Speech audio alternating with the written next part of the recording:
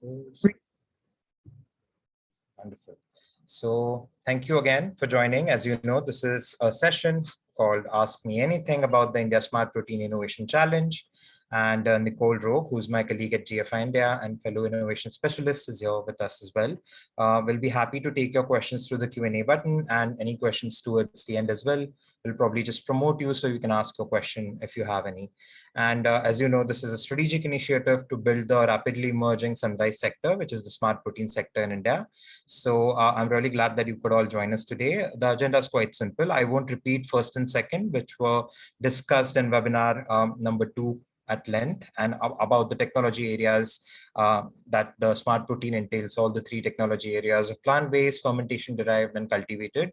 And then we also want to focus a little bit today on just the ISPIC last year, its impact, and then we'll talk a little bit about what the challenge is this year, right? As you all know, both of us work at the Good Food Institute India, which is a non-profit. It is part of our international network of non-profits. And we've been building the smart protein sector, or globally as it's known as the alternative protein sector, almost everywhere globally, right? Whether it's the US, whether it's South America, Europe, Southeast Asia, Israel, Brazil, and basically we focus on the Indian context. The GFI India team works with the local context, the local product market fit, the local infrastructure, the local food system needs, accounting for all of that, and most importantly, the Indian consumers and what kind of food they like to eat.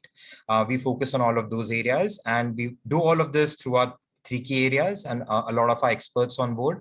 We have scitec experts, we have corporate engagement experts, we have policy experts, and within corporate engagement, we work in the innovation team, which focuses on entrepreneurs, investors, talent, scitec talent, non-scitec talent.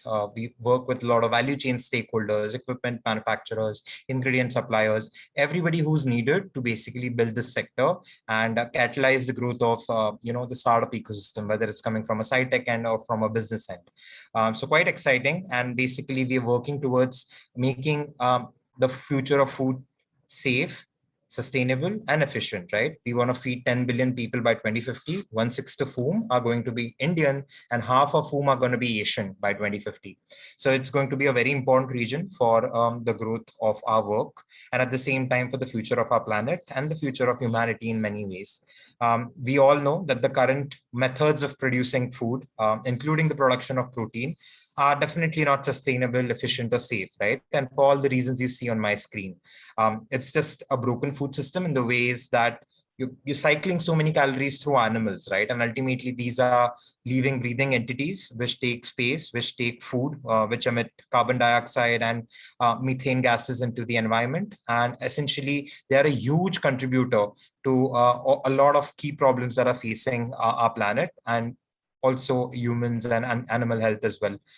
So for all of these reasons, we want to focus on a better food system, right? Which is why we came up with the India Smart Protein Innovation Challenge, so that young, talented people, at the same time, professionals, scientists, researchers, entrepreneurs, anybody who wants to basically start a career, form a company, basically do research in the sector, can find a platform to basically engage with the sector, key stakeholders within that, and then find opportunities to basically kickstart their career.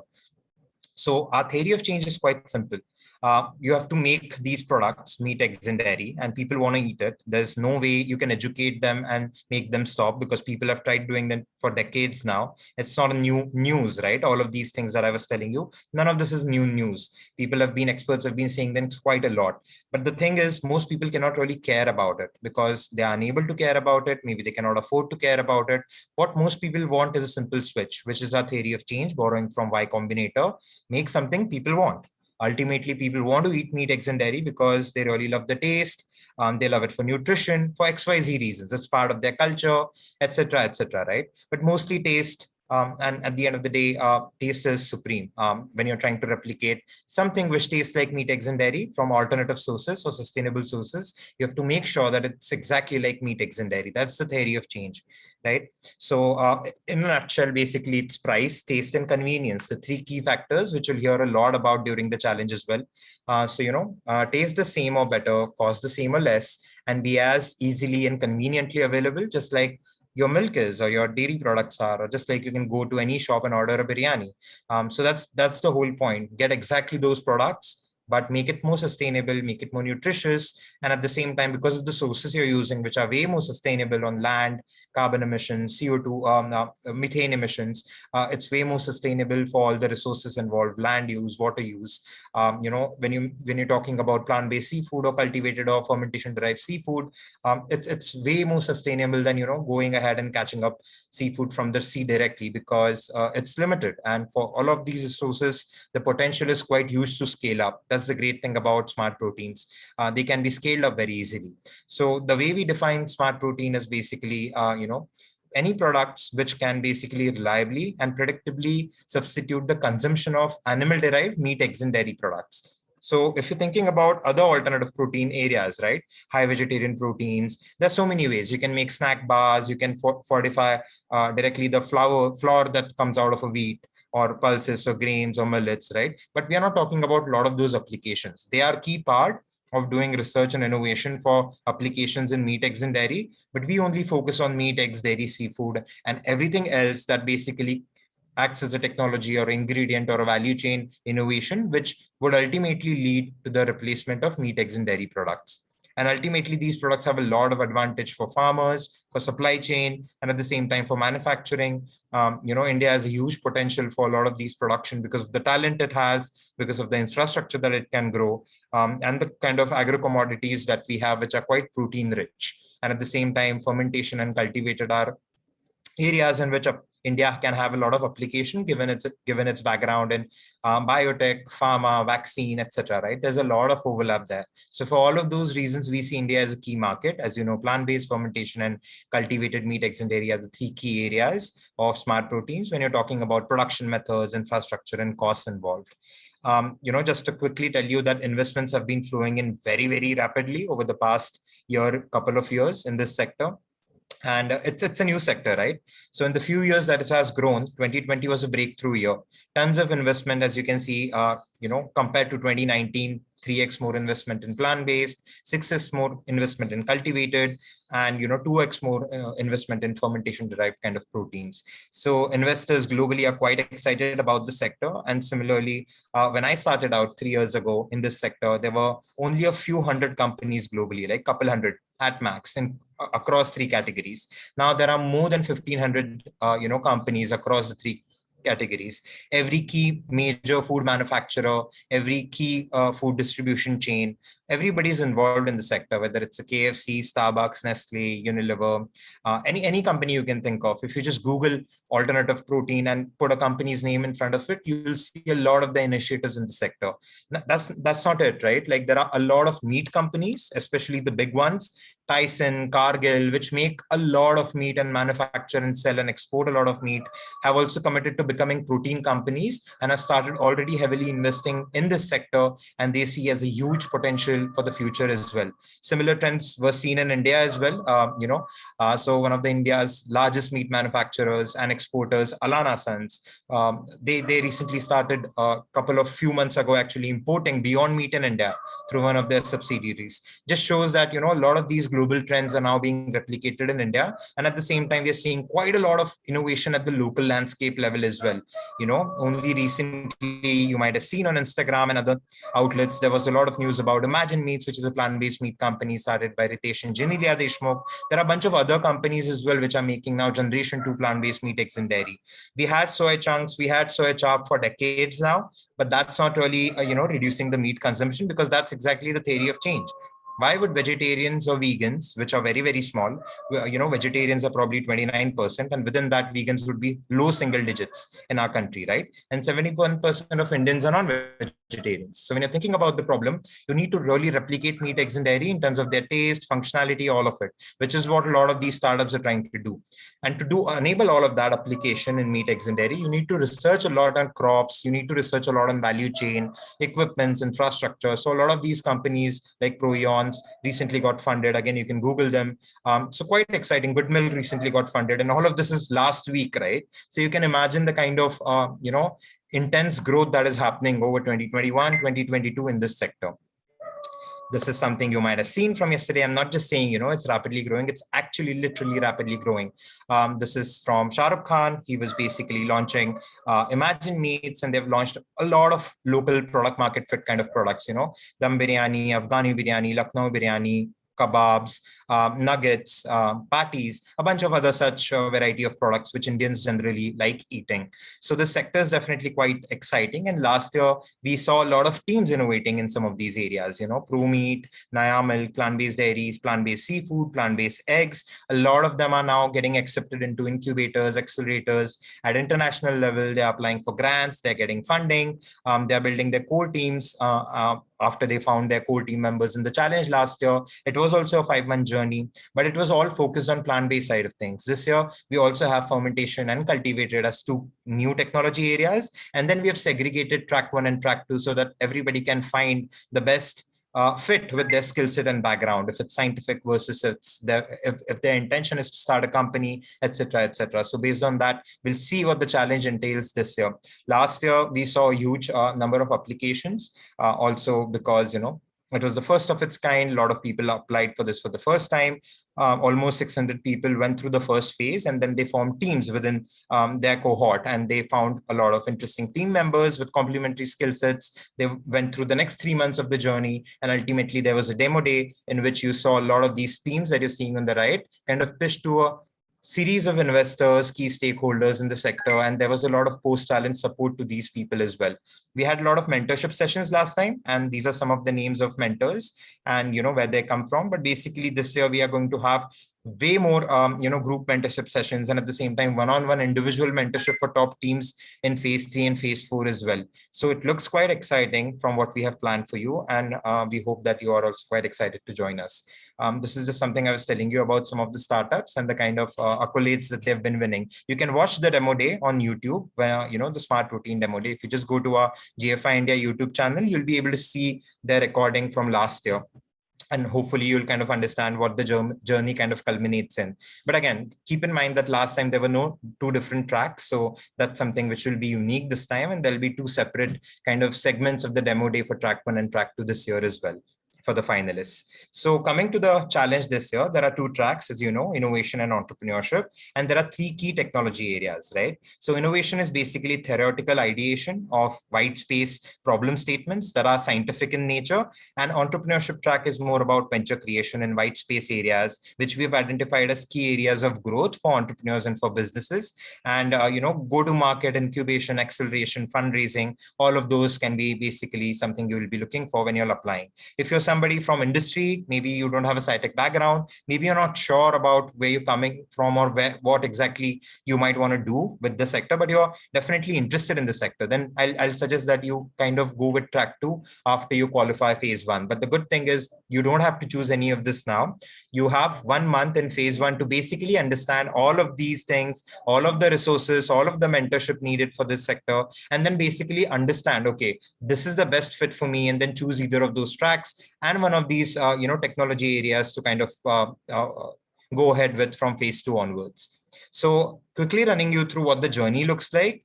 Firstly, in phase 1, you'll get certified with the world's first smart protein digital lab. And this time, compared to last year, we've added a lot many more resources which are updated, the latest reports, podcasts, webinars, all of this is 101 level kind of basic information, which helps you understand. Basic in the sense it's still scitec led, right? There's still an element of science, but we have tried to balance it with resources from business, innovation, entrepreneurship, policy, so that even general candidates who don't have a scitec background can understand a lot of these things. You go through 1 month of it, you get on a weekly basis, twice, you get quizzed on it, you get a certificate. So that's something tangible coming out of it, right? You get a chance to, join our talent community, which is GFI India talent database. And then basically, you have something to basically share with employees, maybe your researchers, maybe your thesis advisors, and etc., etc. A lot of these things. For entrepreneurs, it's a good base. And everybody, whether it's track 1, track 2, whether it's a 60-year-old entrepreneur, it's an 18-year-old student, everybody takes phase 1 equally, right? Because it's meant to be designed for all. That's the first phase, which is the induction phase. You get inducted into the sector. Then what you're basically doing is ideating in phase 2. But before that, you form teams within that cohort, which gets selected and gets more than 60% marks. So for example, if you're an existing startup in the smart protein sector and you want to apply to to the ISPIC 2021, you need to ensure that the people you want to participate with are all kind of taking the phase one lab, which is the smart protein digital lab, and everybody's getting more than 60% marks so that you can choose them and then form teams with them. But if you don't know anybody, for example, if you're just a potential entrepreneur who's exploring the sector, or maybe you're a student or a researcher who's interested in track one and don't know, for example, who you want to pair up with, don't worry. There's going to be a lot of matchmaking and time for matchmaking, given a dedicated 1 week of matchmaking, so that you can finalize on your team and then go ahead from phase two onwards with that team as a team round, right? So phase one is individuals. Phase two onwards, it's a team round. And then we basically have recommendations for you. We'll do sessions with you to help you understand that, okay, this is the kind of team I should form. And we'll be giving you 15 problem statements for track one, right? 5 in each of the technology areas, 5 in plant-based, 5 in fermentation, 5 in cultivated. And you'll choose one of them as a team and then ideate on it theoretically and submit, a small proposal in phase two. Similarly, for track two, we won't have specific problem statements, but we'll give you themes, right? The key white space areas of innovation that requires entrepreneurs to be focusing on these white space areas, and then you can choose one of those. And for existing startups as well, you can basically choose one of those, and we've kept them general so that almost everything gets covered in that, no matter how innovative your idea might be. So that's how phase two looks like. And then we basically go into phase three, which is inspiration phase. So, in phase two, which is ideation, and phase three, which is inspiration, you'll see a lot of inspiration webinar series, mentors coming, talking with you as cohorts based on, different areas, different problem statements, different expertise levels. And then basically you'll attend those with your teammates and get a lot of knowledge through these phase two and phase three sessions. At the same time, you'll have sessions with GFI India team to help you understand how to innovate, how to ideate, what's the vision behind the challenge, and what we're looking to expect from you. You'll get specific guides on how to submit a proposal, all of that, right? And there'll be some sort of prototyping for track two, and especially for plant-based, because it's out there right now, the technology is relatively feasible. So you might be doing some validation of your prototypes for fermentation and cultivated, not exactly a prototype, maybe some sort of a data validation, etc. So for different technology areas, the rules will differ a little bit. And we have a very, very specific evaluation criteria on the website, which you can take a look and then understand, okay, these are the parameters I'm going to be judged on. So even for prototyping, there's, a weightage given for track two, especially. For track one, there's no prototyping required because it's theoretical ideation round. But for track two, there'll be some sort of a prototyping weightage. So you'll have to ensure that you're kind of accounting for that. And for fermentation and cultivated, where the timelines for prototyping are quite long, we're looking at some sort of a data validation. And then ultimately, that's what we'll use to basically pick up the winners, who will then basically go into a post-challenge kind of incubation support as well. We have a huge, cash pool this time, cash prize pool this time, which is of 20 lakhs, up to 20 lakhs for up to 20 winners, right? 10 from track one and 10 from track two. And again, within the technology areas, depending on the volumes we see, etc., we'll decide how many winners in each of the technology areas will be giving in track one and track two each. But the good thing is there are a lot of prizes, and at every phase, you get a certification. So for example, if you are not able to make it to phase three, right? After phase two, you don't get selected in phase three. You'll still have a certificate which says that you qualified till phase two. If you go to phase three, great. You'll get a certificate which says you qualified till phase three, and there'll be separate details in your certificate compared to somebody who just gets phase one or phase two certification. So, that will add value to your profile as well. And it'll be something to show for all the effort you spend during the 5 months with us. And there are going to be breaks throughout the journey, right? It sounds daunting. It's like a 5-month journey, but there are a lot of breaks in between, because there are time like 10 days, 12 days, in which we evaluate after every phase, right? There's a matchmaking week. So there's quite some time between those phases for you to take some time off, recalibrate, think through things, and then, come refreshed for the next phase of the round as the results get declared. So after that, the final phase, like I said, is initiation. We want your initiation to happen in the smart protein sector.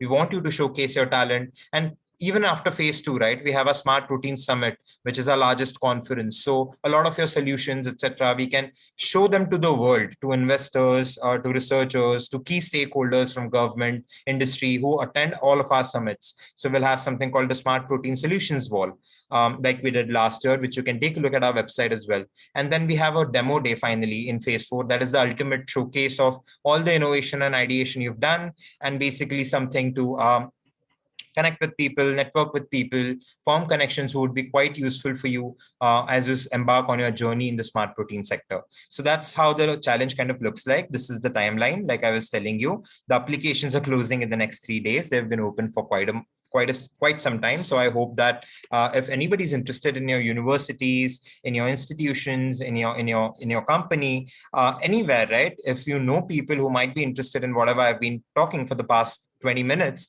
make sure that they apply before the deadline of 14th of September, because once they miss the deadline, there's no way to be part of the 5-month journey later on, right? So it's quite important for all of you to understand that if you want to participate with someone and if they've not registered yet, they should get registered as soon as possible.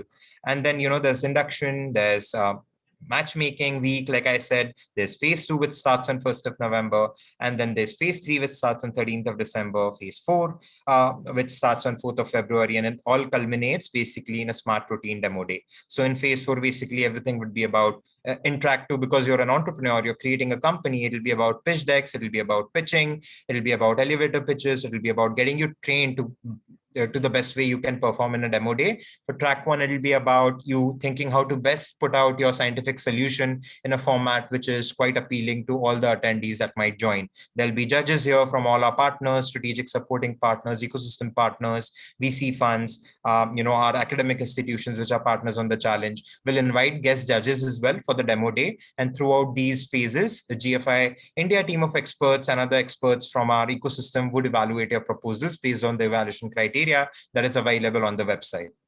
This is the platform, right? The Mercer Metal platform. I think a lot of you have already registered on this. And this is from last year, right? You see some of the people who've topped, you see a leaderboard. So throughout the phases, you're able to see, at least in phase 1, because there's quiz and there's evaluation and there's compulsory 40 hours worth of content, you'll be evaluated on that, right? And basically, that's why the platform comes in very handy, where you can see everybody else's performance and you get reports after every quiz of what went wrong, and how many marks you got and what is your standing within your cohort, which is a great way of knowing how you're performing throughout the first month of the challenge. And also probably it keeps you going because you're quite curious to perform well, and that's how humans really work. And this is the matchmaking platform you see on the right top, which is basically different members from last year's challenge. You see some people here from IIM, NIFTM, etc., etc. So basically, it's up to you to figure out who's blogged, who's open, and form teams with them. We'll have a Slack community for all of you for the first month, where you can interact with each other, introduce yourself, and basically that helps you choose your teams. And this is the performance category. This is some of the questions from last time. For example, this is how you take the quiz in the first phase. And this platform is quite user-friendly as well, because it's used by a lot of people across the world. This is our supporting partners in the challenge. So, especially for fermentation and cultivated, there'll be a lot of post-challenge support, but also with NIFTM, IFPT, other such institutions in the plant-based and food tech side of things, we'll be happy to make introductions post-challenge so that you can figure out if there's opportunities for, pilot plants, where you can innovate or scale up your recipes, whether you can use their technical facilities, etc., etc. So we are very thankful for a lot of our supporting partners and ecosystem partners on the challenge this year. But as you know, really quickly summing up what the challenge is all about, it's basically an opportunity for everyone, right? Whether you're a student, whether you're a researcher, whether you're an industry professional, whether you're just an enthusiast, right, who's curious about the sector, or maybe you're an entrepreneur or a potential entrepreneur who wants to make a career or start a company in the sunrise sector of smart protein. And then basically there are 3 key technology areas, which you've just seen. There are 2 tracks: innovation and entrepreneurship. There are multiple areas of focus: meat, seafood, eggs, dairy, ingredients, white space innovation, technology solutions. And then there's a win-win for everybody at every stage, right? As you can see, cash prize pool of 20 lakhs for up to 20 teams. So basically, which means it will be divided amongst the 20 teams. There'll be an assured certificate for each of the 4 phases, which makes sure that you get something tangible for every phase that you qualify. There's going to be a lot of mentorship. And this year, there's a lot of one-on-one mentorship for the top teams in phase 3 and phase 4. So that's quite exciting. And at the same time, throughout the challenge, you're getting a community. You're getting somebody to talk to about these things, to discuss your ideas, to build on your ideas, to refine your ideas. And that's the thing, right? Maybe you're a biotechnologist, but you don't know a little bit, you've never studied food science. So you can pair up with somebody in food science and then ideate in one specific problem statement and track one. Maybe you're an entrepreneur, who's great at business, who's great at starting companies, but don't know where to hire talent from. You can pair up with food scientist or agriculture technologist or microbiologist or anybody, etc., with a technical profile in track 2 who's interested in track 2.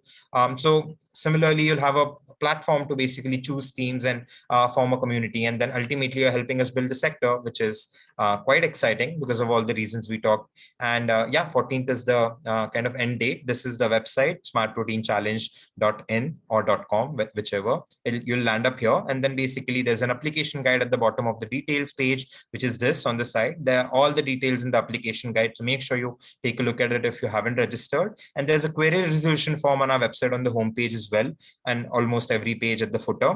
You should use this form for any further questions you might have after this session as well. So let's get started with the Ask Me Anything kind of a round now. This is a quick banner for all of you who are interested in sharing this opportunity across. So I'm going to stop sharing my screen and take a look at the chat box because I see some activity here. Yeah, so basically quite exciting question that I've seen here, which is about, can you tell us a little bit about the number of teams that started their companies? So you have to understand, last year was the first year and we were not really hoping for participants to start companies, right? It's quite difficult to do that in some ways of the word because of the infrastructure gaps, etc., etc. But still, right, 10 teams of the demo day definitely started companies, and a lot of them are still keeping up. I think 6 or 7 of them have got a lot of success, as you saw in my slides. But other than that, also there were teams who did not qualify phase 2 for phase 3 for XYZ reasons, right? They refined their models, and I think at least a couple dozen are currently potentially working, couple dozen people. And almost 80 to 100 people are gainfully employed and involved in the sector as well.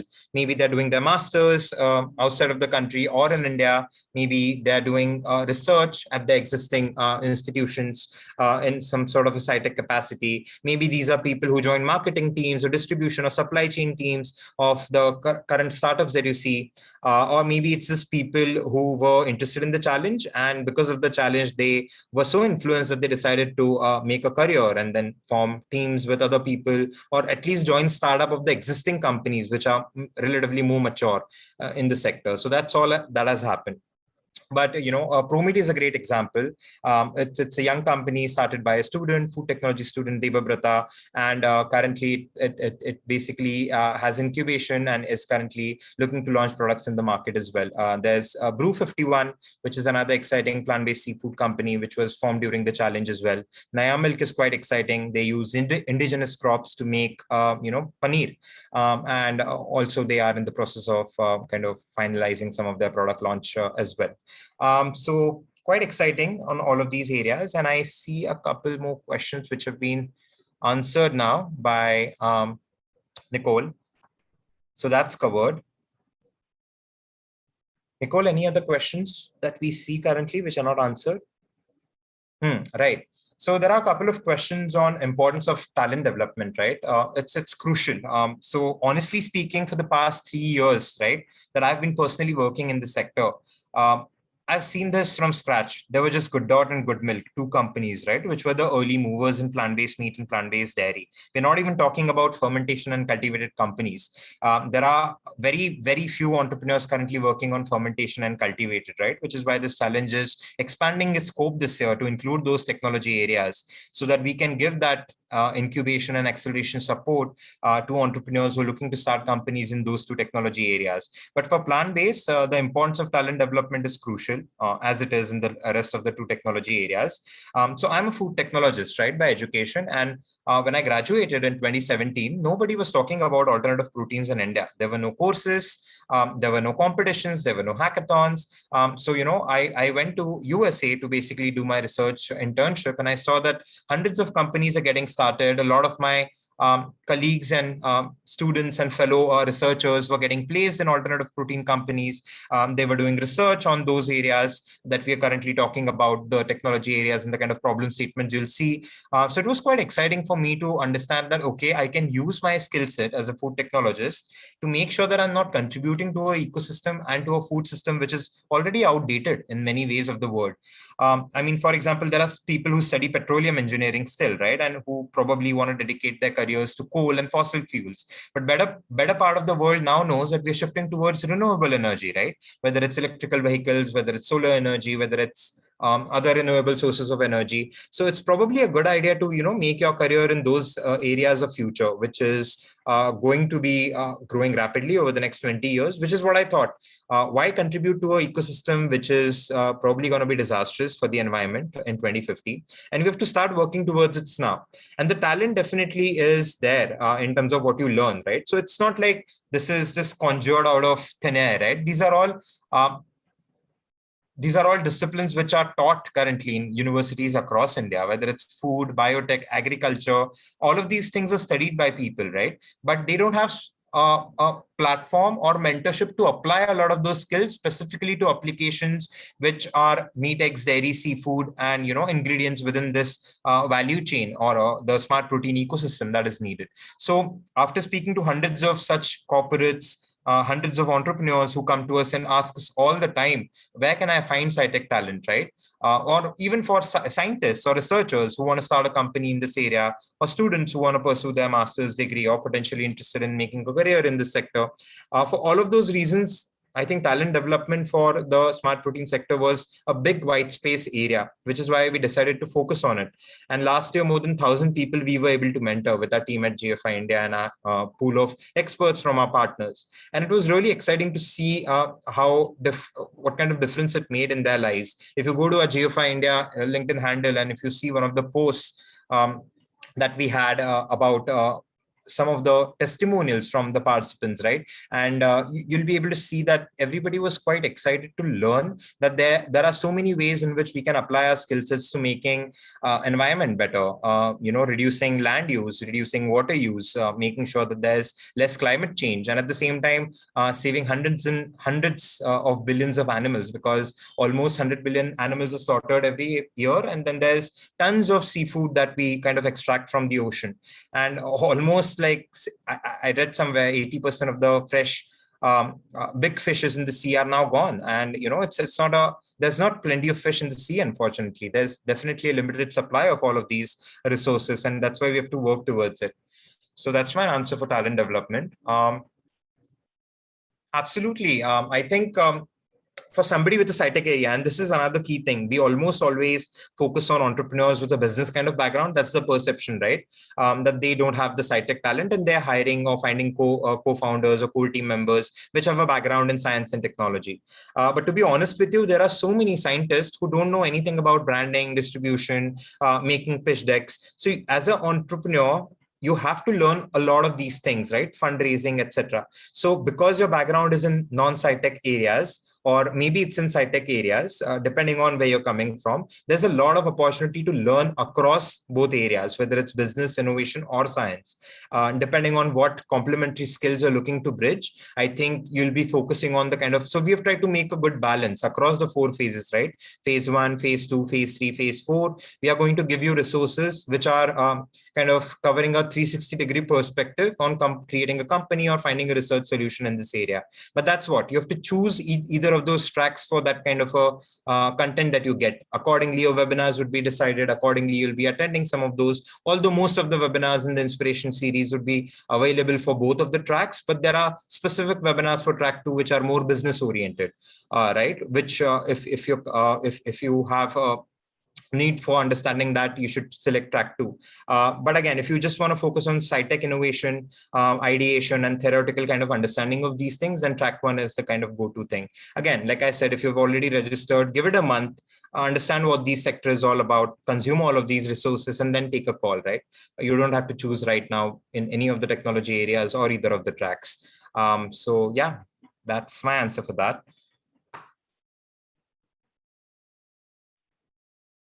Yes, absolutely. If you're already I see one more question in the DMs here. If you're a business executive, right, or a business professional from other areas, like maybe you're not having any background in the food industry, biotech industry, agri industry, I'll be honest, right? It's a scitec heavy sector. So you'll have to commit to the process in terms of reading through the things that are about science and technology. And trust me, if you're serious about creating a company or having a career in this sector, not understanding science and technology will get you nowhere, because that's what the innovation really is here, right? It's scitec led.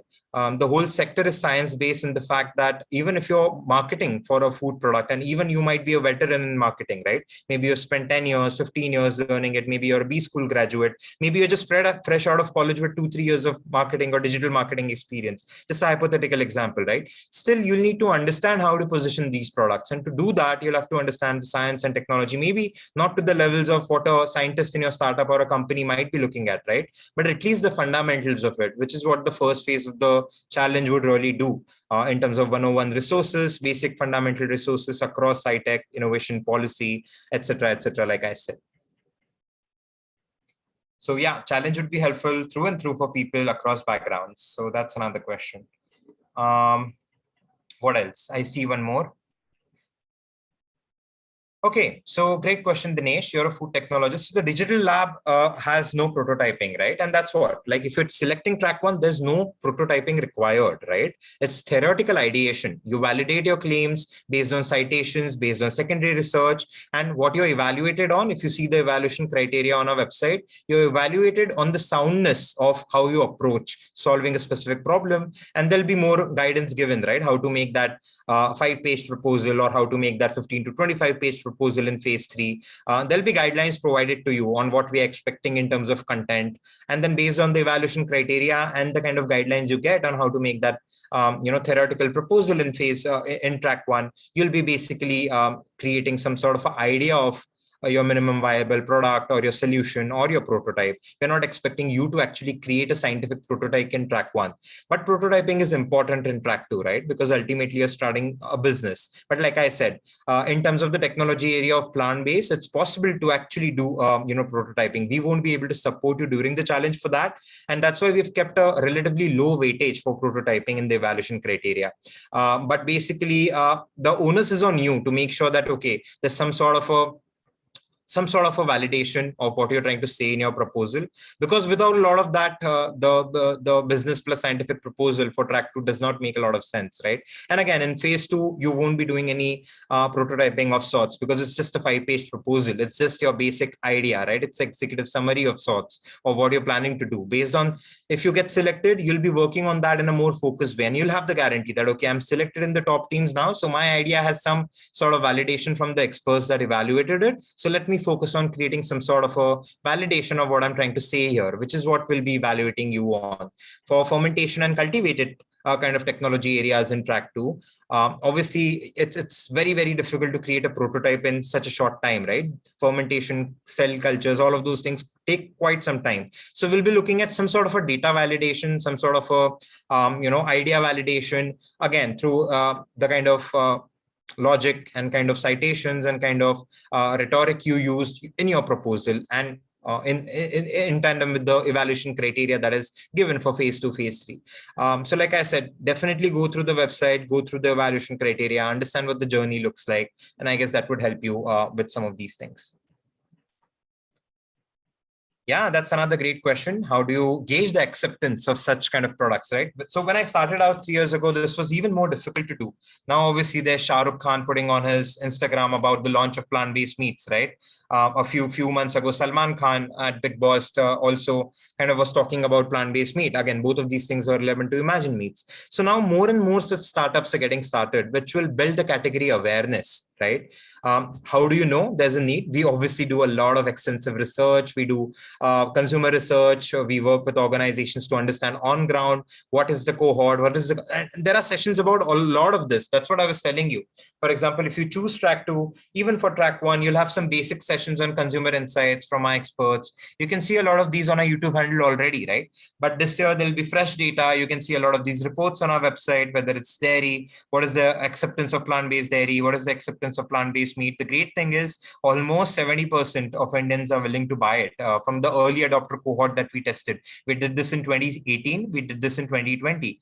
And that's the good thing about Asia, right? Because there's a culture of plant-based and plant proteins already so entrenched, right? There's a huge culture of eating vegetables, plant proteins. It's just that people love eating meat, eggs, and dairy, right? And you cannot find these bioavailability of protein, other nutrients from plant-based sources. And that's what we as technologists are trying to solve in this sector, so that you can give people what they want. So the consumer acceptability has to come from the fact that it's tasty firstly, right? And the fact that it's affordable. So currently these are expensive, which is why we start with people who can afford it, which is the early adopter cohort. Now, in a country like India, where there are almost 130 crore people, we have almost 7 to 10 crore people who are upwardly mobile, who are rich, who have a college education, who care about these things, and who are living in top metro cities, etc., right? So basically, if your pricing is a little high, and again, by technology, by fermentation, etc., these are kind of technologies where you use microbes, right? Not much is needed. There's no value chain. So it depends across the 3 areas, what you're offering it, what your solution is. But if it's super cost effective, maybe you can make a mass product out of it. If it's shelf stable, you can supply it throughout India, because cold chain, frozen, refrigeration is a big problem. So all of these smaller questions and nuances of who you're making the product for, how to make it, what's the technology, what's the current status of all of these things, is something we are looking to give you through these 4-5 months of a journey, right? A lot of this obviously cannot be covered right now. That's why you go through all this structured resources and you understand things step by step in the way we have designed it for you, so that ultimately you are able to understand a lot of these key insights, which are difficult to obtain if you don't go through this structured journey, which is why the challenge is kind of structured the way it is. Yeah, Atishay. So in terms of fermentation, Nicole, do you want to take that question?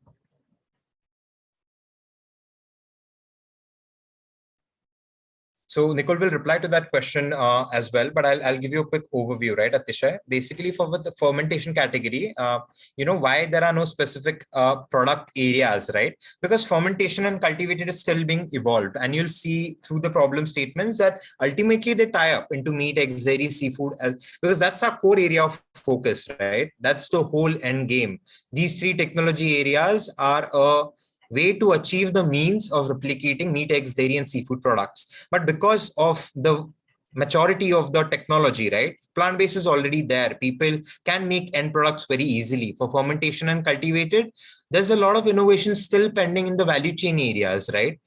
In the technology areas through the value chain. So for those reasons, for fermentation, we'll have a lot of those insights as well. And Nicole's going to give you an answer for that as well. So you'll be able to see that. What else? Any other questions, guys?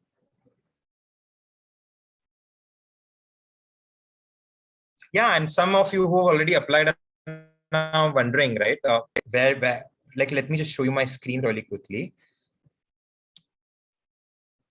Okay, so this is the platform you land on. This is our website. Once you click on apply now, again, just for your benefit, there's a guide here. You can click on apply now. You land on this page, which is the Mercer Metal platform, which you'll use basically throughout the 4 months as a repository. And all of these resources would be available to you after the challenge for a period of 1 year. So a total of 1 year from the date we start, from 17 September. So you'll be able to go back to these resources, the lab within, understand, and maybe, so you don't have to worry about not being able to access these things. So anyways, you go through everything, the details, the rewards, the timelines. So here's a detailed timeline. There are many questions from people about how exactly the duration looks like. Like I said, there is gap for results after every phase. So, it's not a tight journey. Like you have to do it for 5 months continuously. And again, you can always, for example, if something happens, you can always decide to basically, exit the challenge after a specific phase so that you can get your certifications. Obviously, the more deeper you go, the more benefits you get in the win-win kind of a thing. And then there's an honor code, which you have to all stick by. There are some FAQs on our page. There's application guide. Like I said, there's some details about our sponsors and partners. But when you click on sign in, this is what opens up, right? And basically you sign up on the platform if you don't have an account by clicking on sign up. If you have an account, you directly sign in. Right now it says approve for me because I approve myself at the back end just to see how it looks like. For all of you, it says awaiting approval. Because, as you saw in the application guide, we are going to, this is not on a rolling basis. So the deadline is 14th of September, another 3 days. And then after that, couple of days, we'll be evaluating your applications and then we'll be approving your entries so that you start the phase one, all of you on this platform, right? And then a lot of these event details are here as well. There's a simple registration form, like all of you know, on the platform, which you have to fill up. And it's quite simple. It literally takes 7-8 minutes. So yeah, I hope that answers your question. Whoever just asked it.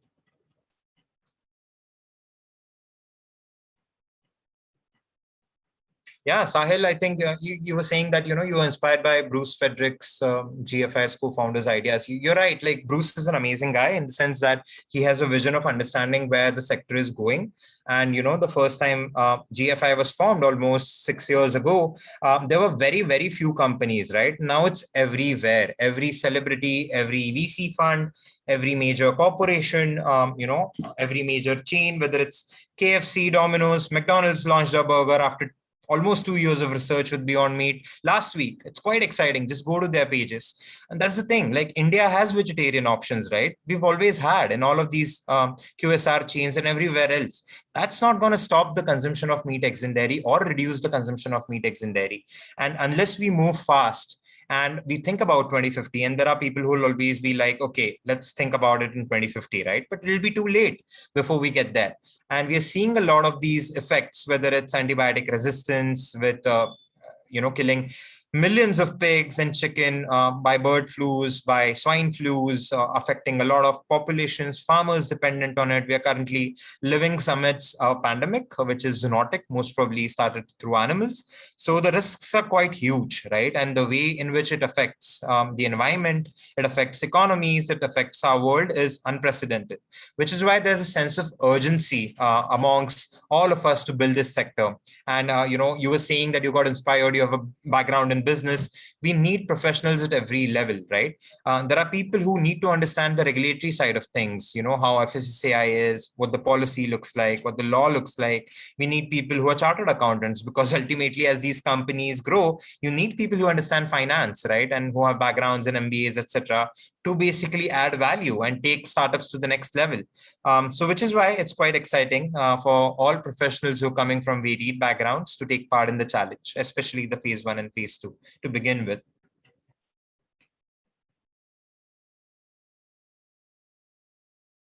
Okay, I'm going to take a look at a couple of the questions here as well. Again, feel free to submit any questions. No question is a small question or silly question. Even if it's kind of small doubt you have in your mind, feel free to ask it, because we still have some time. We still have 7-8 minutes in this AMA session. So happy to answer.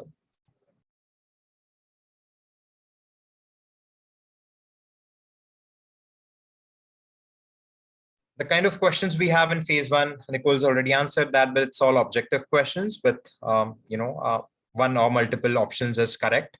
And most of the times it's going to be from the resource that you've studied. So for example, there are 10 resources, which includes reports, webinars, podcast episodes. We've tried to keep it interesting so that the audiovisual formats are balanced and it's not just a lot of reading through the week. So let's just say in week 1, there are 10 resources, right? At the middle of the week, you'll get 5 resources on which you'll be quizzed, right? So you're sure where the quiz questions are coming from. It's coming from those 5 compulsory resources.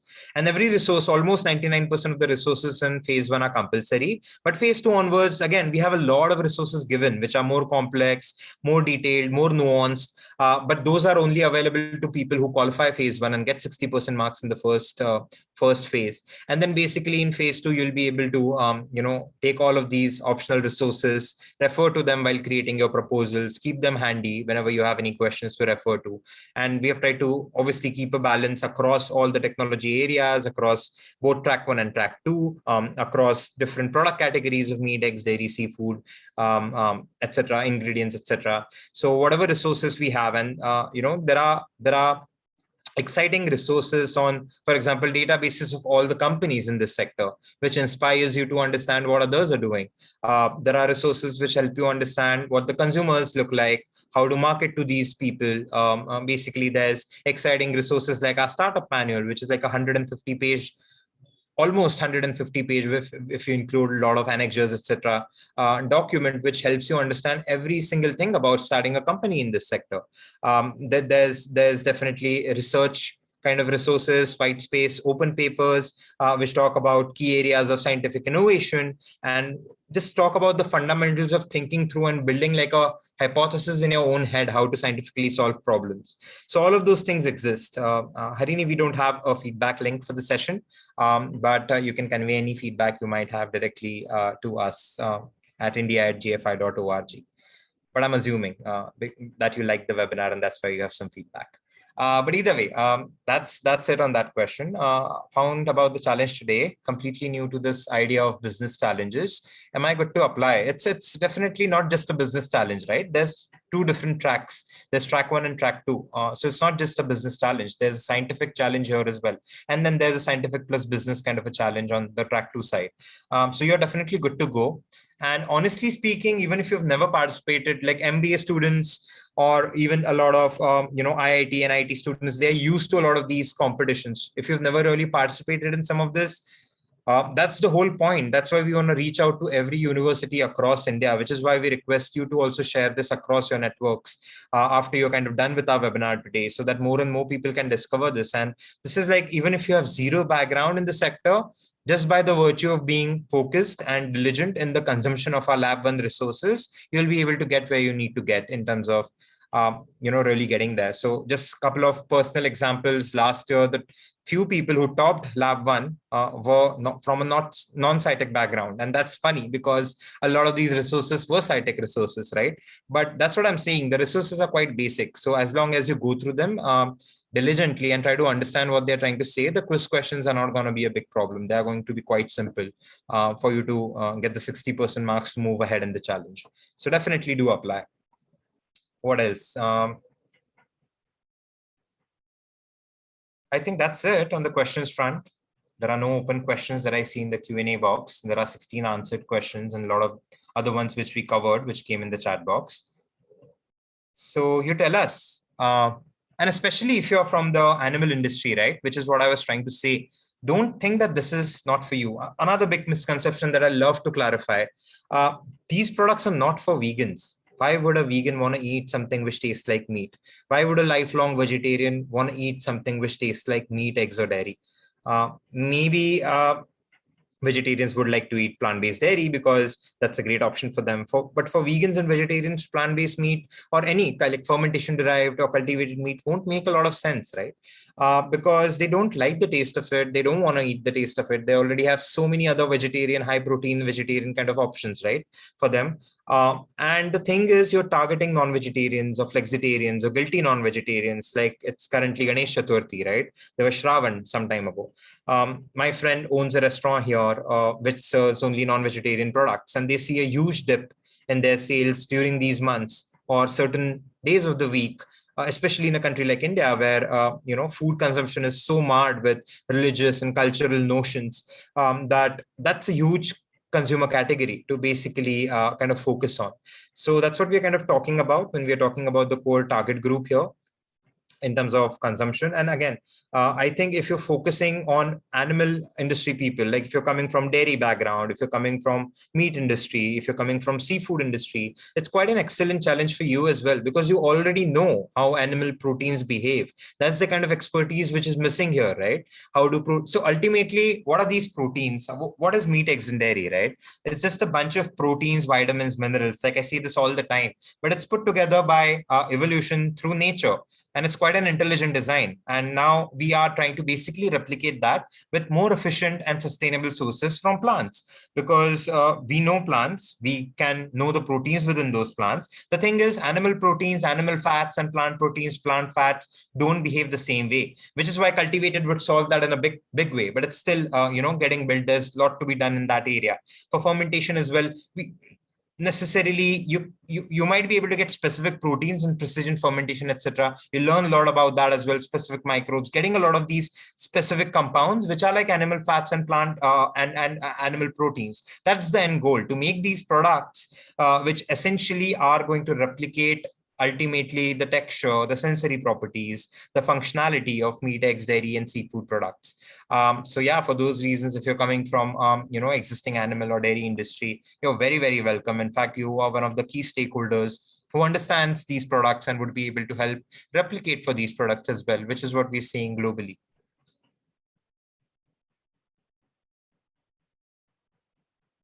Yeah, I think no skills, like I said, no specific skills, to be very, very honest with you.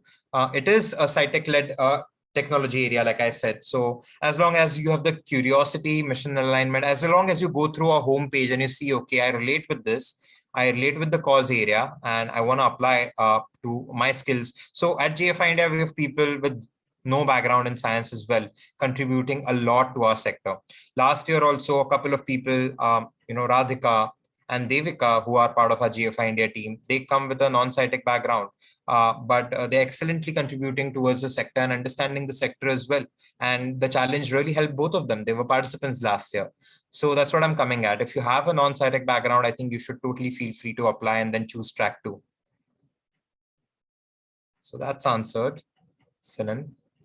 And again, this is open only for people from India. And obviously, you have to have some background and understanding the Indian ecosystem, the Indian business ecosystem, the Indian scitec ecosystem, the infrastructure challenges. You have to understand the target consumer. And if you're coming from other country, it's very difficult to do that, right? The sector is evolving globally, but with local nuances. So, a company starting out in Korea or Vietnam will have to think of different things than a company starting out in USA, where people eat hamburgers all the time. And on an average, an American eats 3 to 4 hamburgers every week. And that's a lot. So that's why they started with hamburger and sausages, right? But in India, we eat biryani and a bunch of other such indigenous local product market fit kind of dishes, which is why you have to think of the local product market fit as well. I don't know why people are dropping the email IDs in the chat box, but we don't need your email IDs. Please feel free to directly apply from the website. And if you have any questions, use the query resolution form on our website as well to submit your queries. Again, make sure that you spread the word about the challenge. Only 3 days are left. We are already having more than 500 people apply, and we are expecting a couple more 100 people to apply in the next 3 days. So it's quite exciting as a cohort, and then probably a few more 100 people might apply if you spread the word. And a challenge is only as strong as the cohort of people who participate in it. So feel free to spread the word. Yeah, what kind of Bhavesh agri-commodities? So think about it, right? When you're thinking about agri-commodities, you have to think about what's available, right? And currently, most people are importing these products for plant-based. We're talking about plant-based. But the thing is, we have huge number of agro-commodities, but we are not making isolates and protein concentrates out of it, right? And there are very, very few people or businesses doing that, which is why it's a big white space opportunity area. Think about it. No matter if it grows very, very rapidly as a local market in India, it will, because of all the reasons we said. And even that early adopter cohort of 7-10 crore people is larger than many, many countries combined in the Europe, right? Which is why India is such a huge market. But the point I'm coming at is there's a huge opportunity in the short term for exports as well, right? Because if, for example, India makes mung bean and Eat Just, which is one of the largest plant-based egg manufacturers in the world, they make scrambled eggs, liquid egg, all of that, right? they make it from mung bean, and they are currently not sourcing from India, but India makes a lot of mung bean. So similarly, for pulses, for millets, for a lot of other crops which are protein rich, we have to develop these value chains. So another question which might come is, hey, then do I choose these products while I'm ideating? Yes, you have to think about what's practical. You have to think about the evaluation criteria. You have to have a plan in place. Maybe you say you're going to extract them, right, as part of your business plan. And maybe that's a technological moat when you're kind of presenting it to investors later on.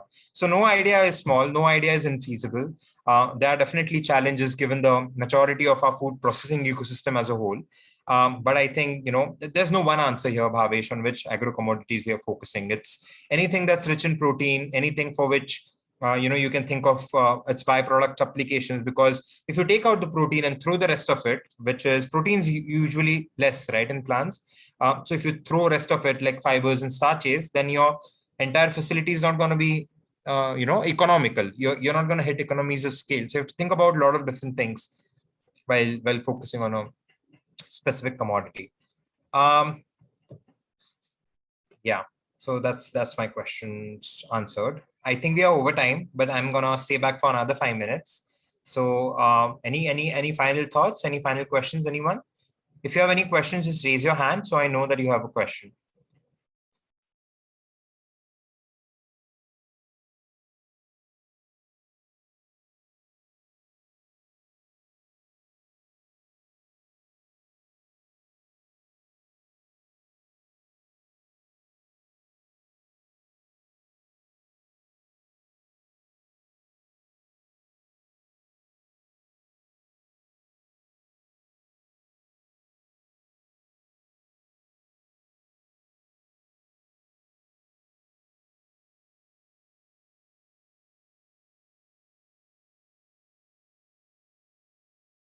So somebody was asking about Devika's team. It was the cutting wedge, which was one of the top 10 demo day teams as well. But like I said, you can take inspiration from the solutions wall, right? But if it's not original, or if it's not building on something which is already done, you're probably not gonna be selected in the next phase, especially in track two. Track one is going to be completely different. Track two is similar to what we did last year, right? Because last year also people built business proposals and built on their commercial ideas, whether they were scitec or not.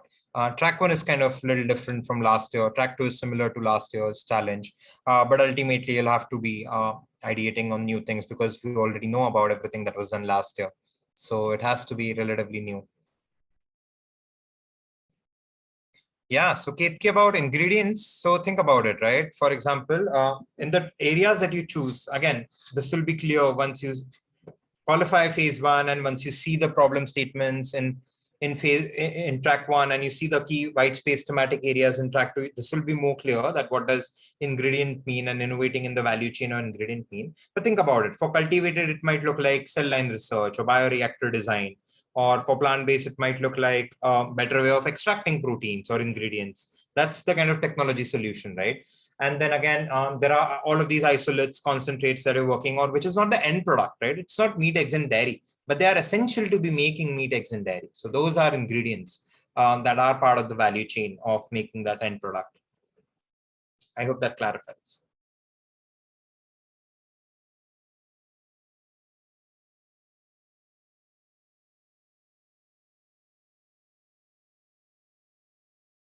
Exciting, Bhavesh. I hope you find the relevant teammates after phase one so that you can participate in track one or track two, whichever is more interesting for you. I just saw your question.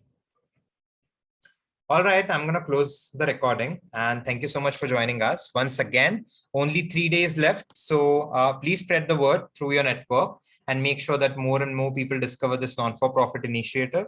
All our partners that you see, everybody is working on this pro bono. All of this is possible because of the donors of GFI India and the amazing sponsors we've got on ISPIC 2021, Capri Global, Alchem Foundation, and nice.org.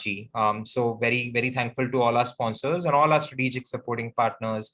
And there's just amazing people who have partnered up to help grow this ecosystem and build this ecosystem in India. So we're thankful to all our partners across the three key areas of support, ecosystem partners, and then our core organizing partners, which is CII Co at IIM Ahmedabad, which is focusing on this sector quite for quite a long time as well. So once again, please do spread the word, and I'll stop the recording of the webinar now. Thank you for joining us.